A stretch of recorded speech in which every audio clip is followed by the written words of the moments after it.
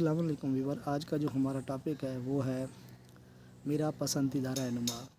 ہر بندے کا، ہر شخص کا اپنا کوئی لیڈر، کوئی اس طرح آئیڈیل ہوتا ہے۔ تو میرا پسندیدہ لیڈر وہ کون سا ہے، تو ہم چلتے ہیں اس کی جانب۔ اس سے پہلے آپ سے ریکویسٹ ہے کہ آپ نے میرے چینل کو سبسکرائب، لائک اور شیئر کر دیں تاکہ آپ کو اس جیسی ویڈیو مل سکے اور ایک قیمتی ویڈیو آپ سے مس نہ ہو جائے۔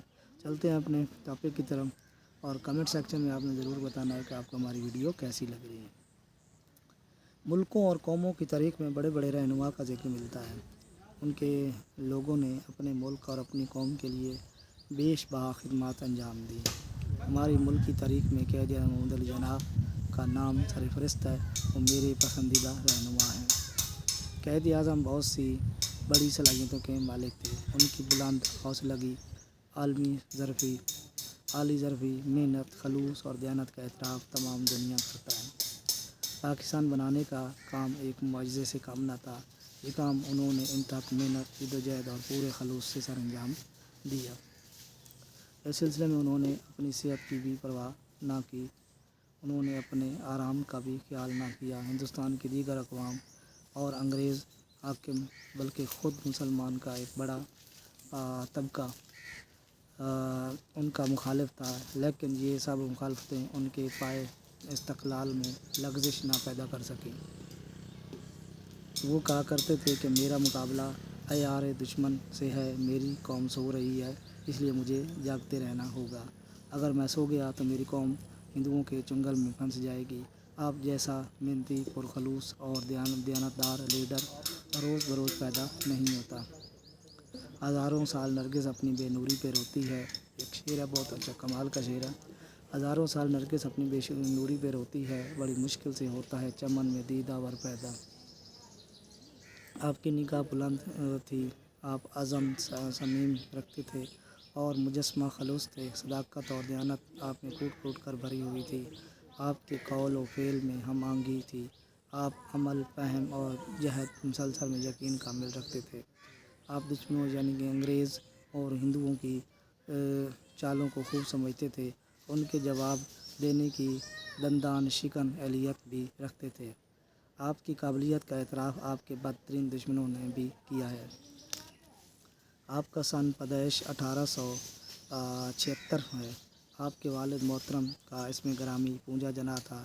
آپ نے ابتدائی تعلیم کومل داس تیج پرائمری اسکول بمبئی میں حاصل کی ہے۔ 15 سال کی عمر میں آپ نے میٹرک پاس کر لیا۔ 16 سال کی عمر میں آپ بیرسٹری کی تعلیم کے لیے انگلستان تشریف لے گئے۔ تکمیل تعلیم کے بعد آپ نے 1897 میں بمبئی میں وکالت شروع کر دی۔ ابتدا میں آپ کچھ مالی مشکلات کے بھی پیش آئی تھی اور وکالت کے نتائج بھی کچھ حوصلہ افزا نہ تھے، مگر آپ نے حوصلہ بلند رکھی اور آپ کو 1900 میں پریزیڈنسی مجسٹریٹ کی اسامی مل گئی، مگر آپ نے استعفیٰ دے دیا۔ اس وقت حکومت برطانیہ نے آپ کو 1500 روپے ماہانہ کی ملازمت کے لیے پیشکش کی، جو انہوں نے ان تاریخی الفاظ کے ساتھ ٹھکرا دی کہ میں 1500 روپے ماہواری کی بجائے 1500 روپے یومیہ کمانا چاہتا ہوں۔ جو میں آپ نے ثابت کر دکھایا کہ ان ایام میں دادا بھائی نوروجی نے کانگریس کی صدارت کا انتخاب جیت لیا تھا۔ انہوں نے قائد اعظم کی قابلیت کو بھانپ لیا، انہیں اپنا سیکرٹری مقرر کر دیا۔ اس دن سے آپ نے سیاست کے میدان میں قدم رکھا، آپ کانگریس میں ہی شامل ہو گئے۔ اس وقت آپ کا خیال تھا کہ ملک کو آزادانہ ہونا چاہیے، اسے تقسیم نہیں ہونا چاہیے۔